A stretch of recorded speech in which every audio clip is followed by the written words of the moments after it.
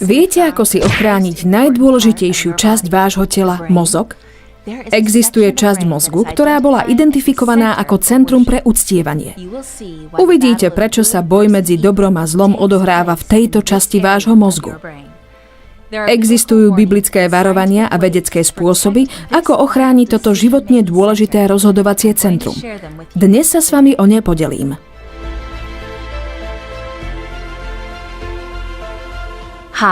Zdravím vás. Ak ste prvý raz na mojom kanáli, ja som Kami. Vítajte na odomýkaní biblických proroctiev. Ak chcete, prihláste sa na odber a kliknite na notifikácie, aby vám neušli žiadne z mojich nových videí. Dnešnú tému mám veľmi rada. Keď som pochopila jej dôležitosť, zmenilo to veľa vecí v mojom živote. Najdôležitejšia časť mozgu sa nachádza tesne za vaším čelom. Táto dôležitá časť nás sa volá frontálny alebo čelný lalok. Biblické proroctvá nás opakovane varujú o dôležitosti tejto časti nášho mozgu. Prečo? Je zaujímavé, že v knihe Zjavenie sa Boží nepriateľ, šelma, snaží umiestniť svoje znamenia na čelo každého človeka. Zatiaľ, čo Božie deti sú zapečatené jeho menom na svojich čelách. Biblia jasne hovorí, že musíme chrániť túto oblasť a robiť múdre rozhodnutia a tak sa vyhnúť prijatiu znamenia šelmy. Vidíte? Nemusí to byť také desivé, ak vieme o tom viac. Teda, čo je také dôležité na tejto časti mozgu za našimi čelami? Náš čelný lalok je dôležitý pre vývoj nášho charakteru a je najvyšším riadiacim miestom mozgu. Božia vláda nie je založená na slepej podriadenosti, ako by Satan chcel, aby si ľudia mysleli. Nie. Boh nám dal slobodnú vôľu a pôsobí na náš intelekt. V Izaiášovi 1.18 nám Boh hovorí: Poďte, uvažujme spolu. Oblasť čelného laloka je zodpovedná za morálne uvažovanie, kritické a kreatívne rozmýšľanie, plánovanie budúcnosti, rozhodovanie sa, kontrolu impulzov a vôľu. V podstate v čelnom laloku sídli náš charakter. Je tam uchované to, kým sme. Veda začala prvý raz rozumieť dôležitosti čelného laloka vďaka životnej príhode Phineasa Gagea. V roku 1848 bol ťažko pracujúcim predákom staviteľov železničnej dráhy a bol obľúbený kolegami a susedmi. Phineas sa silno držal svojich náboženských hodnôt a každý týždeň vyučoval v nedeľnej škole. Ale potom prišiel ten osudový deň, 13. september. Phineas odišiel ráno z domu ako verný manžel, pozorný otec, ale takýto sa už nevrátil. To, čo sa stalo v ten deň v práci, ho navždy zmenilo. Bol poverený odstreľovaním vermonských hôr výbušným strelným prachom. Plnil a ubíjal tento prach do diery železnou tyčou a žiaľ niekto zabudol vložiť piesok do diery na strelný prach. A zrazu nastalo iskrenie a potom silný výbuch. 6-kilogramová ubíjacia tyč, asi 3 cm hrubá a metr dlhá, prestrelila Gageovu hlavu ako raketa. Vošla cez ľavú lícnu kosť, prešla cez mozog a vyšla von vrchom jeho hlavy. Zázrakom prežil. A po pár minútach už chodil. Bol hospitalizovaný a po niekoľkých týždňoch prepustený. Avšak žiaľ, už viacej nebol rovnakým človekom. Začal fajčiť, piť, nadávať, ako keby jeho etické zábrany boli vypnuté. A išiel po každej žene, ktorá sa mu zapáčila. Jeho manželstvo už pre neho nebolo sveté. Namiesto toho sa vysmieval morálke a veriacim ľuďom, všetkému duchovnému či náboženskému. Od nehody sa ľahko rozčúlil. Bol nezodpovedný, iracionálny, neúctivý. Prišiel o svoju prácu predáka, pre svoju nespoľahlivú povahu a nedostatok schopností plánovať dopredu. Odišiel od rodiny a vystupoval v cirkusovom čísle, v ktorom ukazoval svoj šokujúci výzor s jeho slávnou ubíjacou tyčou. Po čase zomrel v Čile pre nesúvisiace príčiny. V roku 1867 jeho lebka a pôvodná tyč, ktorá ju prepichla, boli exhumované a obe sa stali súčasťou výstavy Múzea Harvardskej lekárskej školy v Bostone, kde sa nachádzajú dodnes. Jeho traumatická nehoda ho pripravila o jeho osobnosť, jeho morálne zásady a jeho oddanosť voči milovaným. Svetské výskumy prišli k záveru a zdokumentovali, že prišiel o dôležitú časť mozgu, o morálne rozhodovanie, posudzovanie, spoločenské správanie a o to najdôležitejšie zo všetkého – duchovnosť.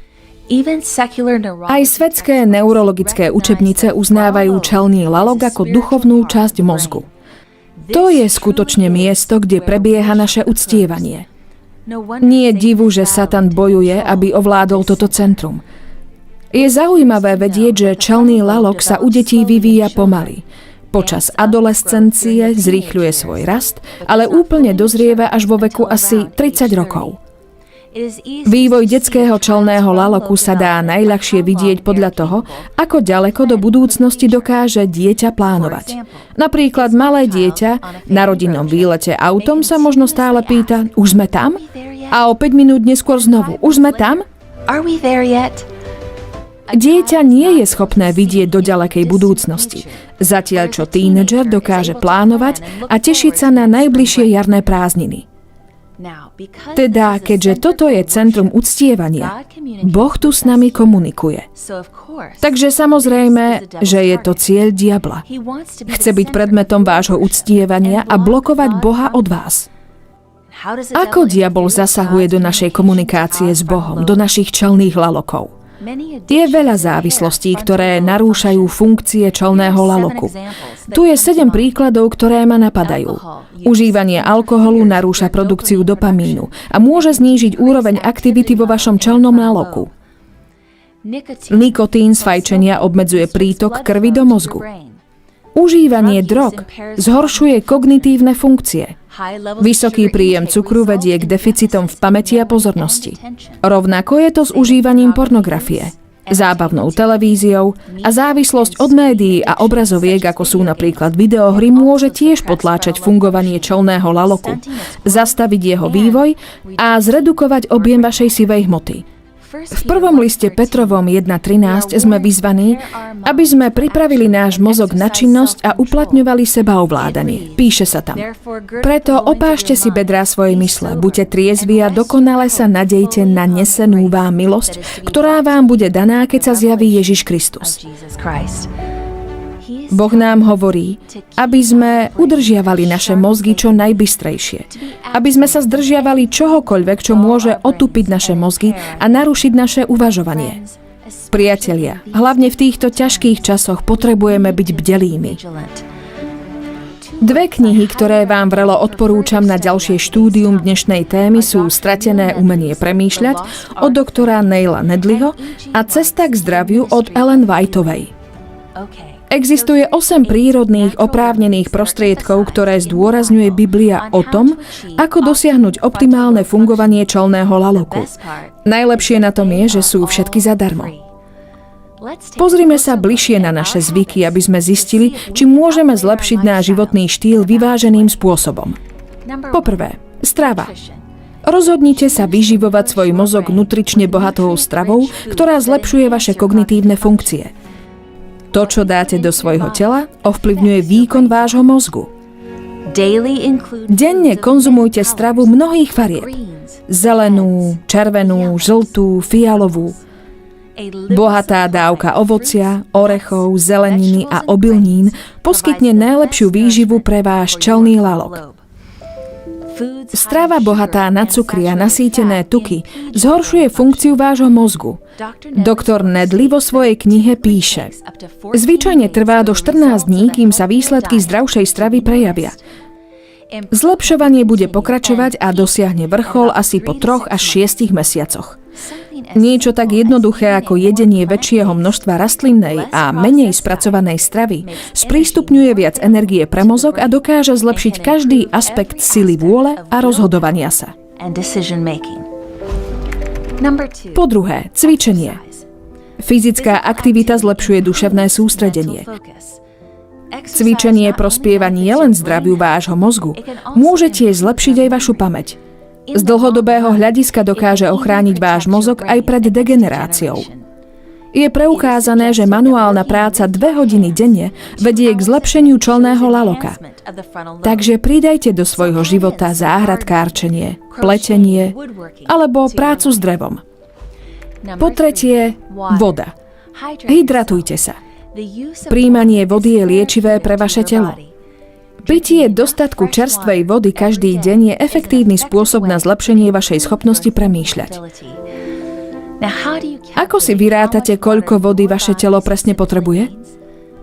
Jednoduchý spôsob je, ak vašu hmotnosť v kilogramoch vydelíte 3 a dostanete objem vody v decilitroch, ktorý by ste mali vypiť každý deň. Takže dajme tomu, že vážite 90 kg. Tretina z toho je 30. Takže 30 decilitrov, čo je asi 12 pohárov vody, zlepší vašu výkonnosť, energiu a schopnosť premýšľať jasne a precízne. Po štvrté, slnečné svetlo. Mať dostatok slnečného svetla je dobré pre váš mozog. Vyššie hodnoty vitamínu D vám umožnia lepší výkon a môžu tiež spomaliť starnutie.